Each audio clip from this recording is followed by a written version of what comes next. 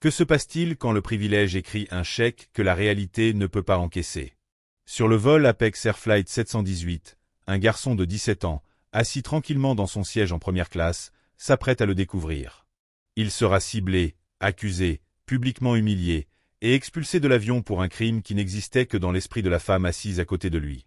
Mais elle a fait une erreur catastrophique. Elle n'a jamais imaginé qui se trouvait à l'autre bout du coup de téléphone de ce garçon.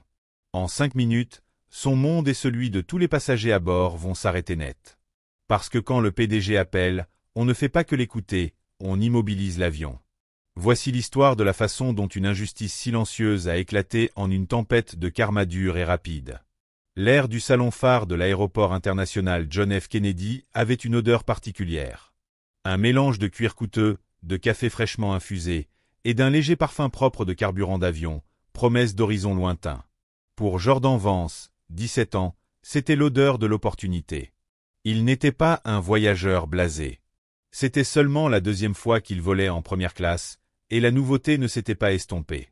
Habillé d'un jean foncé bien ajusté, d'un sweat à capuche gris simple mais clairement de haute qualité, et d'une paire de baskets blanches impeccables, il ressemblait plus à un musicien en devenir ou un prodige de la technologie qu'au fils d'un PDG d'une entreprise du Fortune 500. C'était exactement comme ça qu'il aimait être perçu.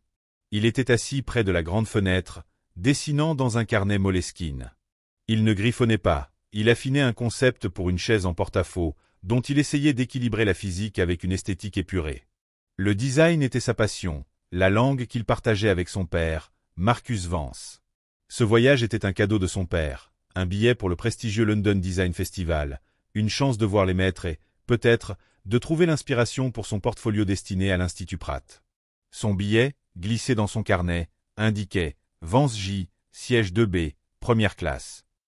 À chaque lecture, il ressentait une montée d'excitation. Il avait mérité ce voyage grâce à une année scolaire exceptionnelle, et le billet en première classe était la façon pour son père de dire « Je te vois, mon fils. Je suis fier de toi ». À l'embarquement du vol Apex Air Flight 718 pour Londres Heathrow, les passagers de première classe, le personnel militaire et les familles avec de jeunes enfants s'alignaient. Jordan rangea son carnet, posa ses écouteurs Bose autour du cou et rejoignit la file courte et privilégiée.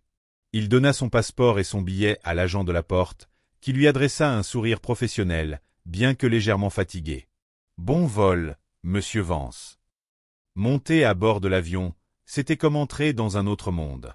L'éclairage était doux, les tapis moelleux, et l'odeur des noix chaudes et du champagne flottait déjà dans l'air. Il trouva son siège, le 2B, un espace généreux avec minibar, grand écran de divertissement et plus d'espace pour les jambes que dans toute sa chambre. Il rangea son sac à dos dans le compartiment supérieur, s'installa dans le siège en cuir souple et poussa un soupir de satisfaction. C'était ça. Cette heure de paix pour dessiner, regarder des films et rêver à Londres. Cette paix fut brisée par une voix aiguë et sucrée. « Excusez-moi. Je crois que vous êtes dans la mauvaise cabine. » Jordan leva les yeux. Une femme, probablement dans la cinquantaine, se tenait dans l'allée, serrant un sac Louis Vuitton comme un bouclier. Elle était impeccablement vêtue d'un tailleur pantalon couleur crème. Ses cheveux blonds coiffés en un casque parfait. Son sourire, un chef-d'œuvre de condescendance. Jordan regarda son billet puis elle. Siège 2B. Je pense que je suis au bon endroit. Oh, dit la femme, son sourire se crispant. C'est juste que, parfois, les gens se trompent de cabine. L'économie est à l'arrière de l'avion. L'implication était lourde et suffocante. Des gens comme toi n'ont pas leur place ici. Jordan sentit la chaleur familière monter à ses joues, mais il la refoula. Son père lui avait appris que le calme était une superpuissance. « Je suis sûr que vous essayez juste d'être utile, » dit-il d'une voix posée. « Mais ceci est mon siège. » La femme, qui avait le siège 2 des côtés couloirs, souffla et commença à ranger ses affaires, exhibant son sac de luxe dans le repose-pied. Elle appela une hôtesse, une femme portant un badge avec le nom Brenda. « Brenda, ma chère, dit-elle d'un murmure assez fort pour être entendue dans toute la cabine, pourriez-vous vérifier le billet de ce jeune homme? Il semble un peu perdu. Je me sens plus en sécurité quand je sais que tout le monde en première classe est censé être là. » Brenda, visiblement intimidée par l'aura coûteuse de la femme, s'approcha de Jordan avec un sourire désolé. « Monsieur, je suis désolé, mais puis-je voir votre billet ?» La mâchoire de Jordan se serra. Il était en train d'être contrôlé. Il sortit son billet et le lui tendit. Brenda le regarda, puis regarda la femme. « Il est à la bonne place, madame. Siège 2B. »« Eh bien, je n'en reviens pas, » murmura la femme en s'asseyant. Elle regarda Jordan de la tête aux pieds, ses yeux s'attardant sur ses baskets. C'est incroyable ce qu'on laisse passer de nos jours. Il a probablement utilisé les miles aériens de sa mère. Jordan remit ses écouteurs, monta le volume sur une playlist de hip-hop instrumental. Il ouvrit son carnet, mais les lignes de son dessin de chaise semblaient maintenant dentelées et en colère. Il essaya de l'ignorer, de s'immerger dans son univers du design, mais il sentait le poids du regard sur lui, un poids palpable de jugement. Il était devenu une exposition, l'anomalie dans son monde crème immaculée.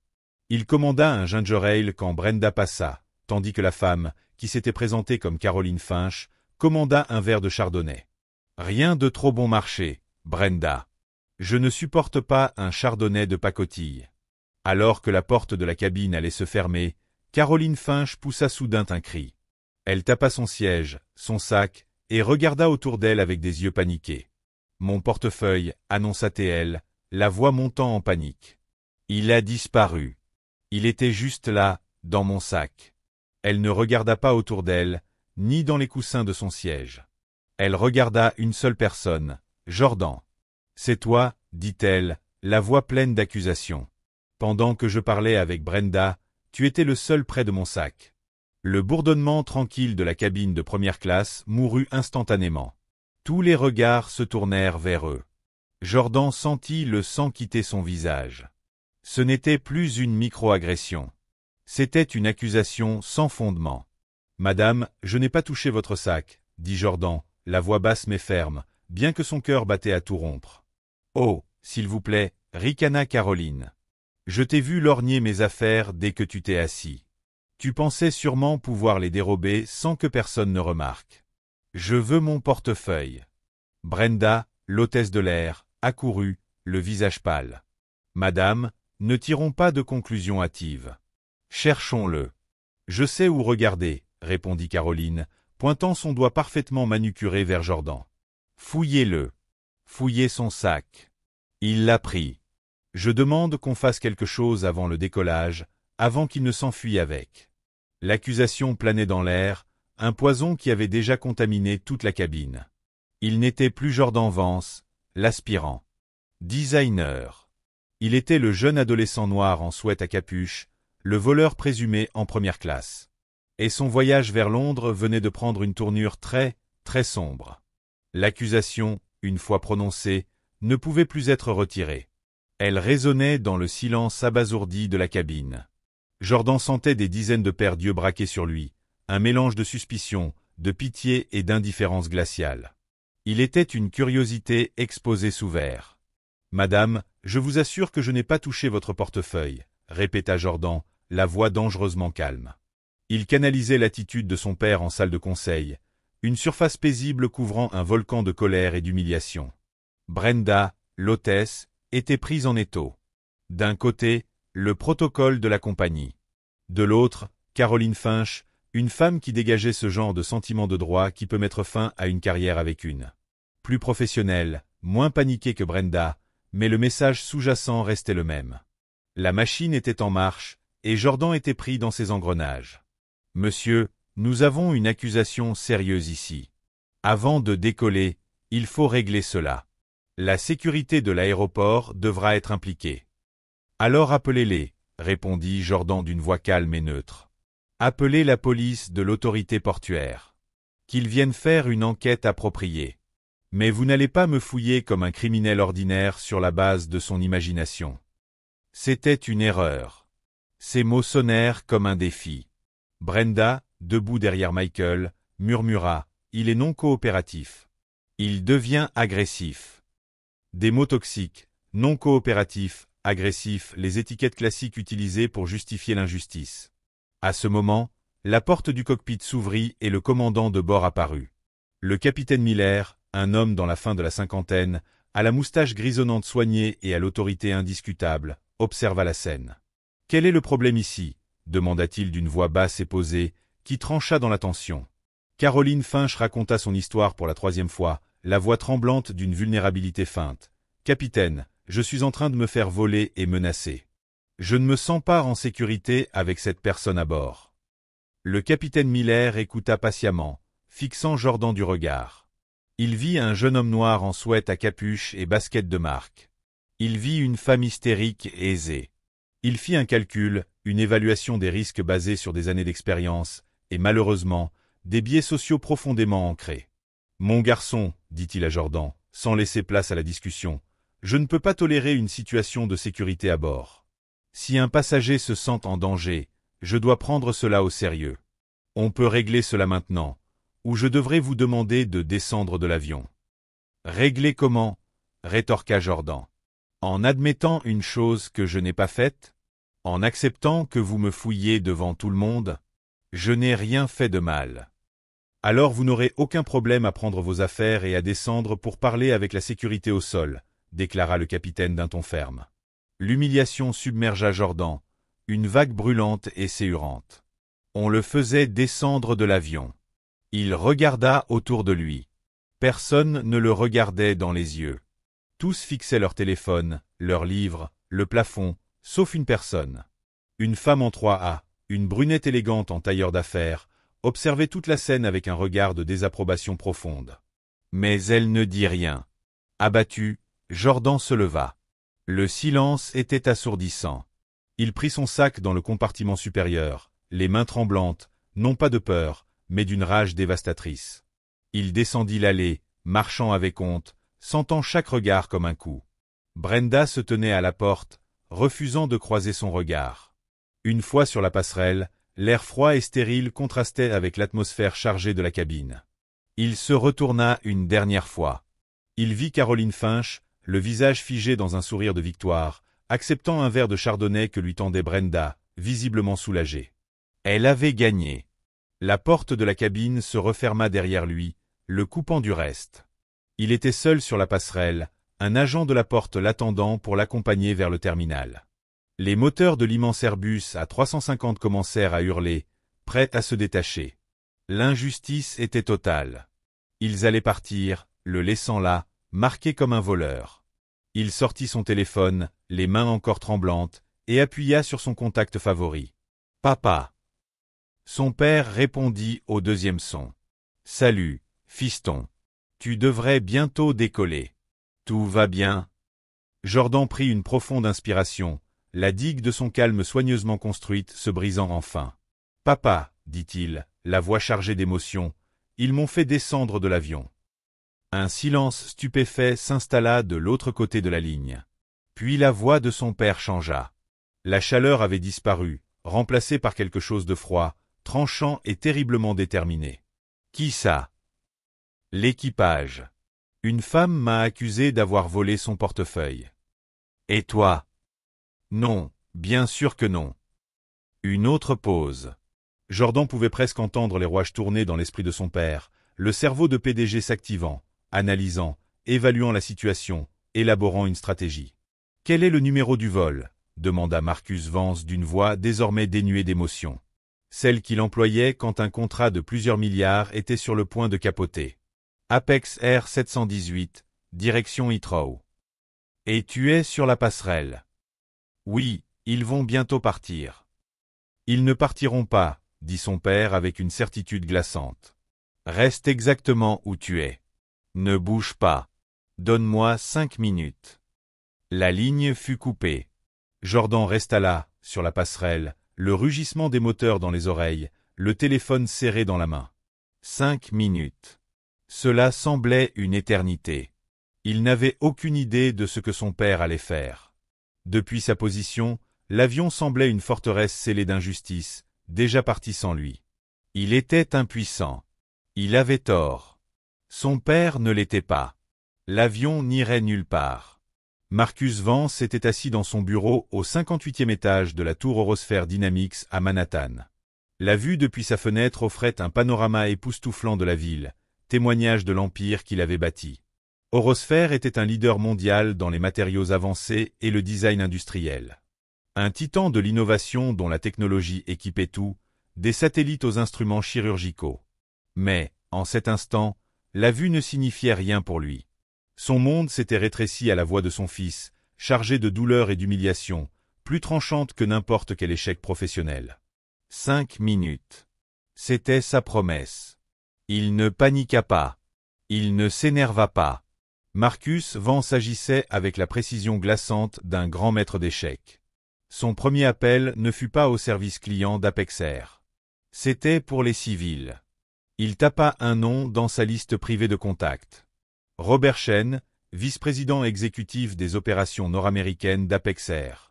Chen était un homme avec qui Marcus avait négocié, dîné, joué au golf. Un homme qui comprenait le langage du pouvoir et de l'argent. Le téléphone sonna 2 fois. Marcus, quel plaisir. La voix de Robert était joviale. Rob, dit Marcus d'une voix aussi tranchante qu'une lame de glace, j'ai un problème.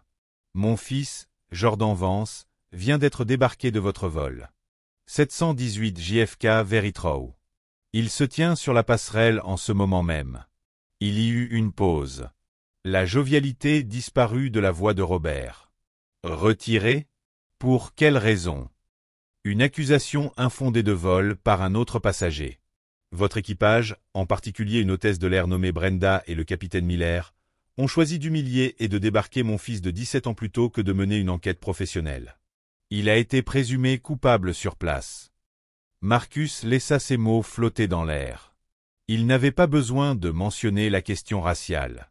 Robert Chen était suffisamment intelligent pour lire entre les lignes.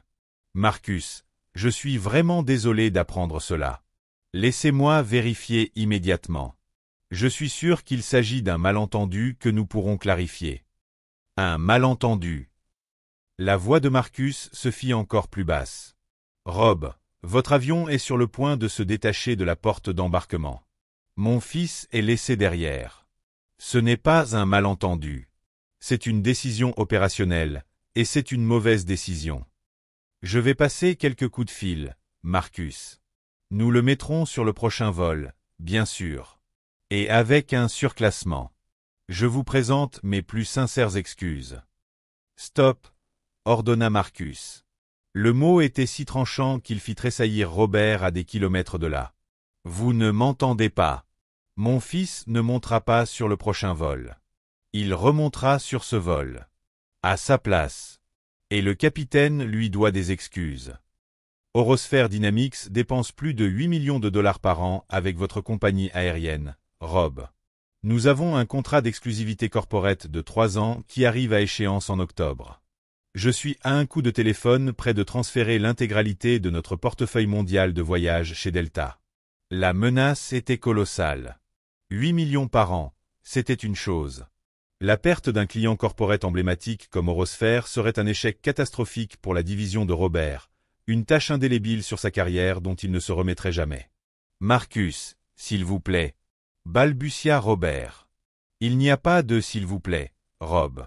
Il n'y a que ça, dit Marcus d'une voix de granit. Vous avez 60 secondes pour appeler la tour de contrôle de JFK et immobiliser le vol 718 au sol. Pas le retarder. L'immobiliser. Suspendre toute procédure de décollage. Si cet avion bouge d'1 centimètre, notre contrat est terminé. Pas à revoir. Terminé dès maintenant, et vous pouvez expliquer cela à votre conseil d'administration. Silence. À l'autre bout du fil, Robert Chen transpirait, son esprit courant à toute vitesse à travers le cauchemar corporate et logistique en train de se dérouler. Immobiliser un vol international entièrement embarqué, prêt au départ, était quasi inédit.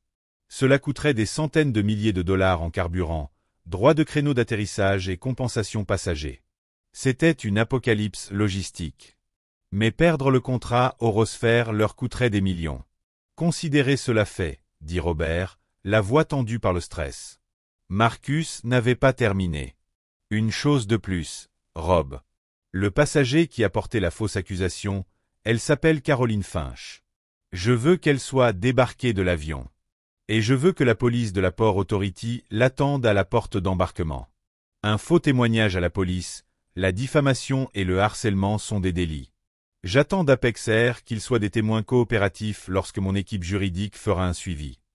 Mon Dieu, Marcus. Mon Dieu, en effet, répondit Marcus. Vous aviez le choix entre protéger une imbécile pleine de préjugés et un client payant, fils de votre plus gros partenaire corporate. Votre équipage a mal choisi. Maintenant vous allez devoir réparer ça. Vos 60 secondes ont commencé il y a 45 secondes. Il raccrocha.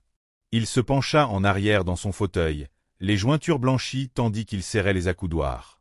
Le PDG n'était plus là. Il était juste un père qui attendait. À bord du vol 718, le signal « Attachez vos ceintures » était allumé. La voix du capitaine résonna dans la cabine. « Équipage, préparez-vous au recul. » Caroline Finch sirotait son chardonnay, un sourire triomphant sur le visage. Elle avait purgé son environnement. Elle avait rétabli l'ordre. De l'autre côté du couloir, Sarah, la journaliste brune, la regardait avec un mépris évident avant d'ouvrir délibérément son ordinateur portable. L'avion donna un léger mouvement, puis s'arrêta. Le faible ronronnement du moteur diminua, remplacé par un silence confus. Les passagers échangèrent des regards perplexes. Un retard maintenant. Après 5 minutes de silence complet, la voix du capitaine reprit le micro. Cette fois, elle avait perdu son assurance habituelle. Elle était tendue, contrainte. « Mesdames et messieurs, ici votre capitaine. Nous avons reçu l'ordre du contrôle aéroportuaire de maintenir notre position. Nous ne sommes pas autorisés à décoller pour le moment. Il y a eu un développement. Veuillez rester assis. Je vous informerai dès que j'aurai plus d'informations. » Une vague de grognements et de plaintes parcourut la cabine. Caroline Finch sembla agacée. « Pour l'amour du ciel, » murmura-t-elle, « sûrement un problème de syndicat. » Mais alors quelque chose d'extrêmement inhabituel se produisit. La passerelle, qui avait commencé à se rétracter, se repositionna lentement contre la porte de l'appareil. Un bruit sourd retentit lorsque la connexion fut rétablie. La porte de la cabine s'ouvrit de l'extérieur. 3 silhouettes se tenaient là. La première était l'agent de porte qui avait escorté Jordan hors de l'avion. Le second était un homme en costume élégant que l'équipage apprendrait plus tard être le responsable de la station JFK d'Apex Air. Le troisième était Jordan Vance. Mais il n'était pas seul. Derrière lui, au sommet de la passerelle, se tenaient 2 officiers de la police de la Port Authority. Jordan remonta dans l'avion. Son visage était impassible. Il ne paraissait ni triomphant ni en colère. Il semblait simplement déterminé. Il traversa les agents de bord stupéfaits, les passagers interloqués, et se tint dans l'allée à côté du siège 2B. Le responsable de la station, le visage sombre, s'avança directement vers le capitaine Miller, qui était sorti du cockpit, pâle et confus. « Capitaine, j'ai besoin de vous parler en privé, » dit-il en indiquant la cuisine. Ils s'éloignèrent pour discuter à voix basse. Sur un ton urgent, le chef de cabine, Michael, s'approcha de Caroline Finch, le visage fermé, marqué par un professionnalisme glacial. « Madame, » dit-il d'une voix basse mais distincte. « Il semble y avoir eu un grave malentendu concernant votre portefeuille. » Caroline ricana. « Il n'y a aucun malentendu. Ce garçon. » « Votre portefeuille a été retrouvé, madame, » l'interrompit Michael. Il plongea la main dans la poche latérale de son sac Louis Vuitton, celui qu'elle tenait si fermement, et en sortit un fin portefeuille crème. Il le brandit devant elle. Il semble qu'il ait glissé dans la doublure. Le sang quitta le visage de Caroline Finch. Elle regardait le portefeuille comme s'il s'agissait d'un serpent. Le silence dans la cabine était total, lourd, presque palpable. Chaque passager regardait, les pièces du puzzle s'imbriquant enfin.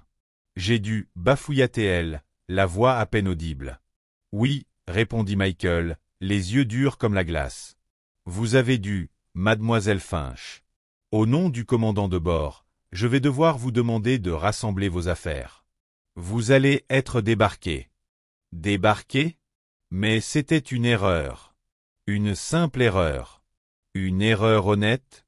Dit une nouvelle voix. Tous les regards se tournèrent vers Jordan. Il ne ressemblait plus à un garçon, mais à l'épicentre d'une tempête qu'il n'avait pas déclenchée, mais qu'il allait définitivement affronter jusqu'au bout. L'équilibre des pouvoirs dans la cabine venait de s'inverser de manière spectaculaire. L'avion n'était pas seulement cloué au sol. Pour Caroline Finch et l'équipage du vol 718, le monde venait de basculer. La cabine première classe de l'Apex Air Vol 718, autrefois un sanctuaire de privilèges, s'était transformée en salle d'audience. Caroline Finch était la prévenue.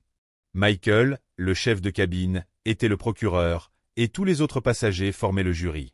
Le verdict s'inscrivait sur leur visage, un mélange de choc, de prise de conscience, et, pour certains, d'une sombre satisfaction. « Vous n'êtes pas sérieux !» hurla Caroline, la voix brisée. Le masque de femme sophistiquée et victime se fissurait, laissant apparaître une panique brute. C'était juste une confusion. J'étais perturbé. Vous ne pouvez pas me débarquer pour ça. Le responsable d'escale, un certain monsieur Davis, sortit de sa discussion tendue avec le commandant. Son visage était sombre comme un orage. Il venait de raccrocher avec Robert Chen, le vice-président exécutif, et la remontrance qu'il venait de subir resterait dans les annales. Sa carrière défilait devant ses yeux. « Madame, dit Davis d'un ton sans appel. Votre confusion a entraîné un arrêt opérationnel de catégorie 3. Vous avez porté une accusation mensongère et diffamatoire contre un autre passager, causant son éviction injustifiée et clouant cet avion au sol par ordre de la direction générale. Votre présence sur ce vol n'est plus possible. Veuillez ramasser vos affaires immédiatement. » La mention d'un ordre exécutif provoqua une nouvelle onde de choc dans la cabine. Ce n'était plus une procédure normale. C'était une intervention au plus haut niveau. Qui était ce gamin? Caroline jeta un regard à Jordan, les yeux fous, mélange de haine et de peur naissante. Ce garçon en sweat à capuche n'était pas une cible ordinaire. Il était tout autre chose. Elle avait donné un coup de pied dans une ruche, et désormais, tous les sèmes fondaient sur elle. C'est un scandale. Je suis membre platine. Je vais porter plainte. Je vais poursuivre toute cette compagnie en justice. Cria-t-elle. Mais ces menaces sonnaient creux. Elle perdait pied, et elle le savait. Vous êtes libre d'engager toute action légale que vous jugerez nécessaire, répliqua Davis, glacial. En attendant, des agents de la police aéroportuaire vous attendent sur la passerelle pour vous interroger au sujet de votre fausse déclaration. C'était le coup de grâce. La police. La situation avait désormais dépassé le cadre d'un simple désagrément de voyage. C'était devenu une affaire pénale. Le visage vidé de toute couleur, Caroline commença à fourrer ses affaires dans son sac, ses gestes fébriles et désordonnés. Son calme avait disparu, remplacé par les gestes nerveux d'un animal acculé. Brenda, l'hôtesse de l'air qui avait si rapidement pris le parti de Caroline, restait figée près du galéi. Le visage livide, elle regardait Caroline être officiellement débarquée. Un frisson de terreur glaciale remontait le long de sa colonne. Elle avait été une pièce maîtresse de ce fiasco. Elle avait cru Caroline sur parole. Elle avait qualifié Jordan d'agressif. Elle avait aidé à l'expulser. Le commandant Miller sortit à son tour. Il semblait avoir vieilli de 10 ans en 10 minutes. L'assurance habituelle avait disparu, remplacé par le visage d'un homme conscient d'avoir commis une erreur professionnelle catastrophique. Son regard croisa celui de Jordan. Il s'avança lentement dans l'allée jusqu'à lui. Devant toute la cabine, le commandant se tint devant Jordan Vance et parla, la voix tendue mais ferme. « Monsieur Vance, au nom de moi-même et de l'équipage d'Apex Air, je vous présente mes excuses les plus sincères et profondes. Il n'y a aucune excuse à ce qui s'est passé ici. J'ai failli à mon devoir d'assurer la sécurité et le respect de tous mes passagers, sans distinction. J'ai écouté une accusation non fondée, j'ai agi sur un biais, et non sur des faits. J'avais tort, et je suis profondément, sincèrement désolé pour l'humiliation et le traumatisme que nous vous avons infligés. » Ce fut un moment saisissant. Un commandant de bord, quasi-divinité dans un avion, s'humiliant devant un adolescent de 17 ans. Jordan hocha simplement la tête, acceptant les excuses sans dire un mot. Il n'y avait rien à ajouter. Les excuses n'effaceraient pas ce qui s'était passé, mais elles étaient une première étape nécessaire. Quand Caroline Finch fut escortée hors de l'avion par Michael, elle dut passer devant Jordan. Elle refusa de le regarder, les yeux rivés au sol, image de la défaite totale. La cabine entière la suivait du regard. À sa sortie, 2 agents de la police portuaire s'avancèrent pour l'accueillir. La porte se referma dans un claquement lourd de finalité. Le responsable d'escale tourna ensuite son regard vers Brenda. « Brenda, dit-il, Sa voix basse mais assez forte pour être entendue des passagers proches. Vous allez être remplacé par une hôtesse de réserve. Votre conduite fait l'objet d'un examen immédiat. Vous devez débarquer et vous rendre à mon bureau. Ne quittez pas l'aéroport. Les larmes montèrent aux yeux de Brenda. Elle hocha la tête sans un mot, dénouant son foulard de soie avec des doigts tremblants. Sa carrière, bâtie en 15 ans de service, s'écroulait car elle avait choisi de croire une menteuse plutôt qu'un garçon innocent. Le chaos dans l'avion commençait à se dissiper, remplacé par un calme étrange. Les autres passagers regardaient désormais Jordan avec un nouveau regard, mêlé de respect et d'un brin de crainte. Qui était-il? Le fils d'un politicien? D'une célébrité? Sarah, la journaliste assise au siège 3A, fut la première à parler. Elle se pencha dans l'allée. C'était à la fois l'un des moments les plus honteux et les plus satisfaisants que j'ai jamais vus. Des choses que j'ai vues de mes propres yeux. Elle dit doucement à Jordan.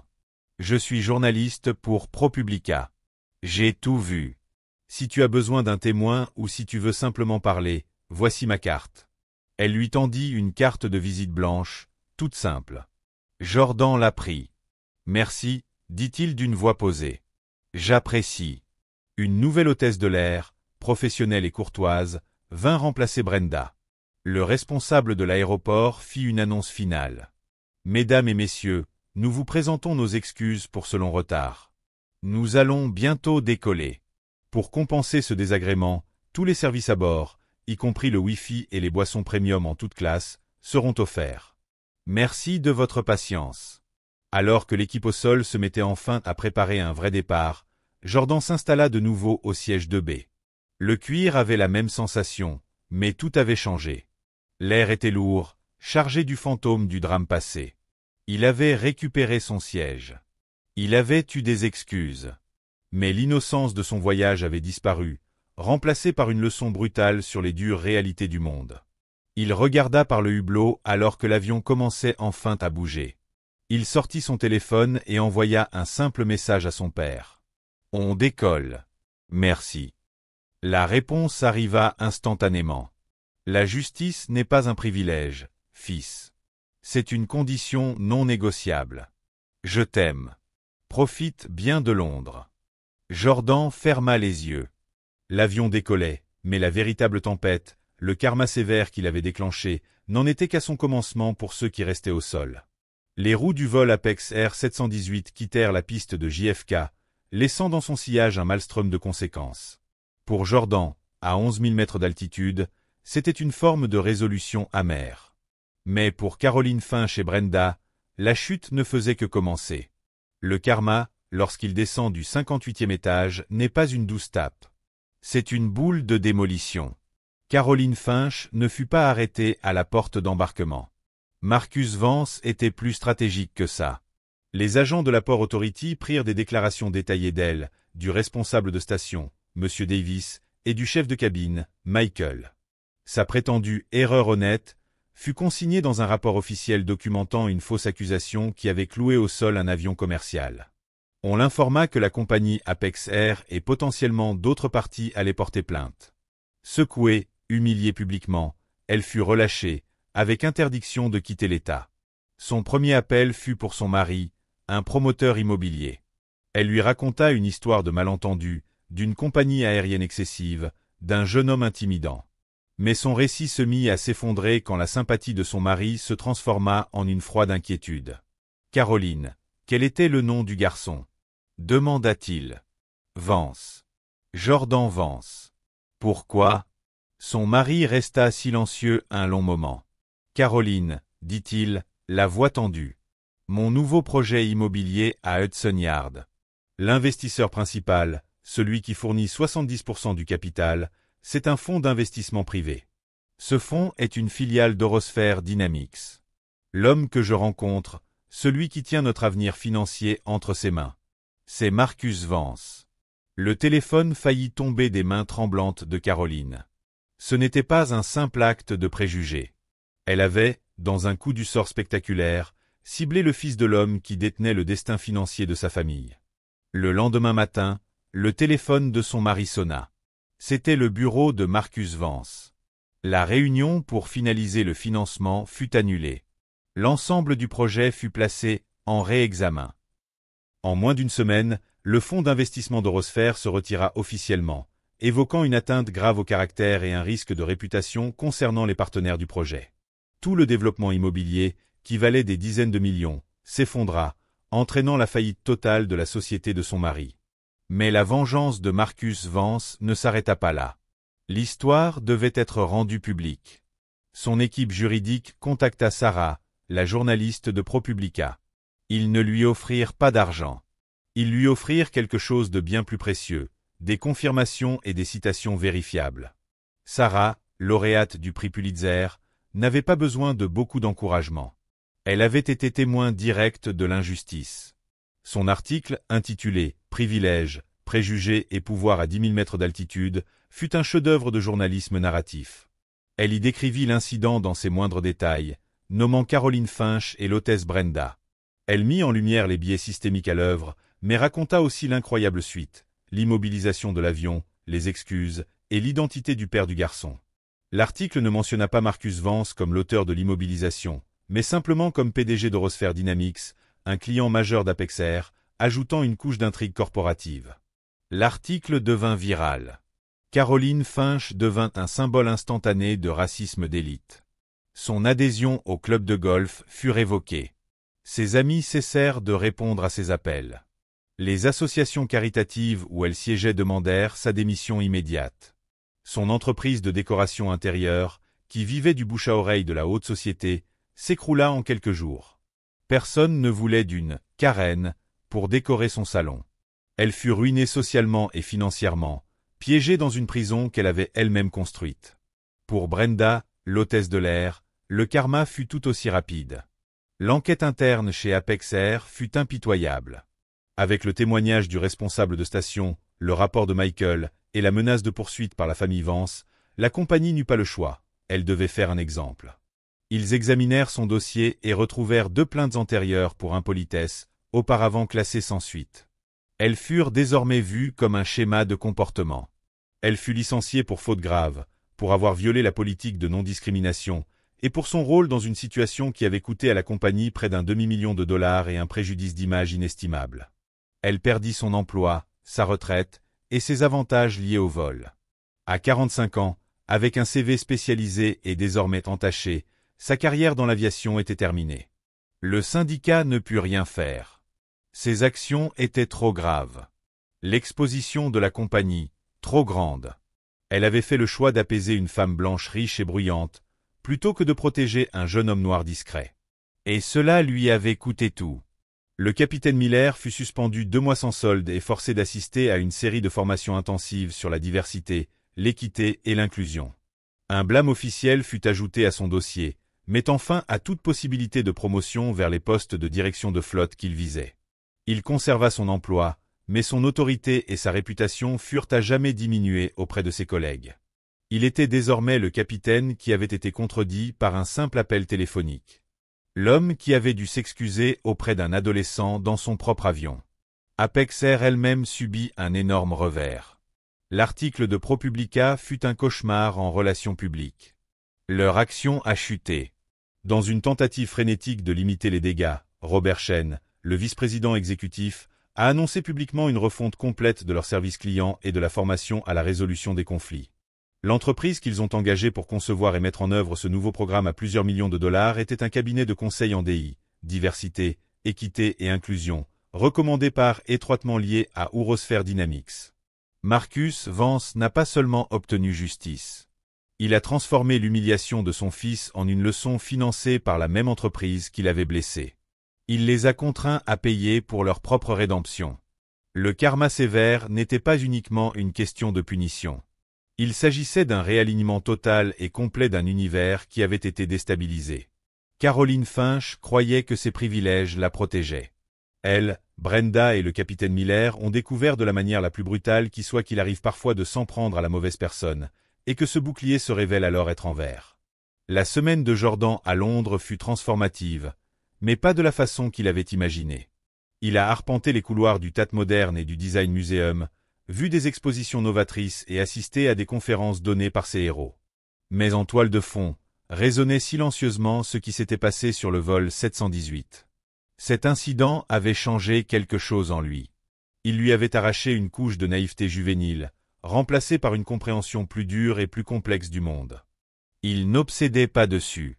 Il dessinait, il apprenait, il absorbait l'énergie créative de la ville. Mais il se surprenait à observer les gens différemment, à remarquer les dynamiques de pouvoir subtiles, les biais implicites dans un regard ou un mot. L'événement avait été un creuset, et il en était ressorti plus fort, plus lucide. Le vol retour était sur un autre appareil d'Apex, mais l'expérience n'avait rien à voir. En montant à bord, l'agent d'embarquement la saluait avec une déférence presque gênante. « Bienvenue, monsieur Vance. Nous sommes honorés de vous avoir avec nous aujourd'hui. » Il était à nouveau en siège 2B. Les hôtesses le traitaient comme un VIP. Le commandant de bord est sorti avant le décollage pour le saluer personnellement et lui garantir un vol agréable. Ce n'était pas l'anonymat qu'il préférait, mais il comprenait ce que cela signifiait, l'effet d'onde du pouvoir de son père. Un rappel brutal que son traitement à l'aller n'avait jamais été lié à qui il était réellement, mais à ce que les gens percevaient de lui. Désormais, il ne voyait plus un potentiel fauteur de troubles en sweat à capuche. Il voyait le fils de Marcus Vance, un symbole d'influence immense. Il refusa le champagne, demanda un ginger ale, et passa le vol à peaufiner le design de sa chaise en porte-à-faux. Les lignes étaient plus fluides, plus assurées. Il avait résolu le problème physique, trouvant un équilibre entre la grâce et l'intégrité structurelle. C'était une métaphore de ce qu'il venait de vivre. À son arrivée à JFK, son père l'attendait juste après la douane. Geste rare de la part de Marcus, généralement submergé de travail. Ils ne parlèrent pas beaucoup au début. Marcus le serra fermement dans ses bras. « Alors, Londres. »« Incroyable, » répondit Jordan. Le festival était génial. « Et le vol ?»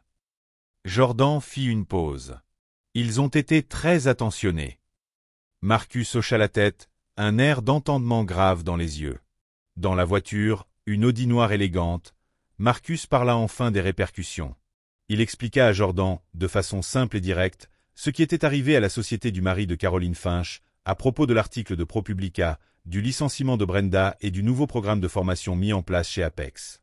Il ne disait pas cela avec fierté ou satisfaction, mais avec un sens de la nécessité. Ce qu'ils ont fait n'était pas qu'une insulte envers toi, Jordan, dit Marcus en le regardant. C'était l'échec d'un système. Et parfois, pour réparer un système défaillant, il faut lui administrer une secousse, une puissante. Ce que Caroline Finch a fait venait d'un mélange d'arrogance et de préjugés. Elle pensait avoir tout le pouvoir. Elle avait tort. La seule chose qui contre ce genre de pouvoir, c'est une force encore plus grande, utilisée pour imposer la responsabilité. Jordan resta silencieux un long moment, regardant les lumières de la ville défiler. « Je ne voulais pas que sa vie soit détruite, » dit-il doucement. « Sa vie n'a pas été détruite par toi, » corrigea Marcus avec douceur. « Elle l'a été par ses propres choix. Je me suis simplement assuré que la facture soit envoyée à la bonne adresse. Tu rencontreras des gens comme elle toute ta vie, fils. Ils essaieront de t'enfermer dans une case, de te définir selon leur vision limitée et laide du monde. Tu ne dois jamais les laisser faire. Ta dignité t'appartient. Tu la portes en toi. Mais si quelqu'un tente de te l'arracher, tu dois être prêt à la défendre avec tout ce que tu as. » Jordan regarda son père, ce titan de l'industrie, et pour la première fois, il comprit pleinement le poids du pouvoir qu'il détenait. Il ne l'avait pas utilisé pour se venger, mais pour une forme de justice aussi dure que nécessaire. Quelques mois plus tard, Jordan reçut sa lettre d'acceptation à la Pratt Institute School of Design. Glissée dans le dossier, une note manuscrite du doyen, qui disait avoir vu son portfolio et avoir été particulièrement impressionné par un design innovant de chaises en porte-à-faux. Le voyage qui avait commencé dans une profonde injustice s'était terminé en triomphe. L'incident du vol 718 faisait désormais partie de son histoire.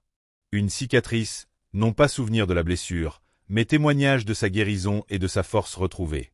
Il allait entrer dans le monde du design et dans sa propre vie, non plus seulement en tant que fils de Marcus Vance, mais comme un jeune homme qui avait fait face à un préjugé frontal et appris de la manière la plus spectaculaire qu'une voix calme, soutenue par une vérité inébranlable et un soupçon de pouvoir, peut être assez forte pour clouer un avion au sol et secouer les fondations du monde. Merci d'avoir regardé cette histoire d'injustice et du pouvoir incroyable du karma.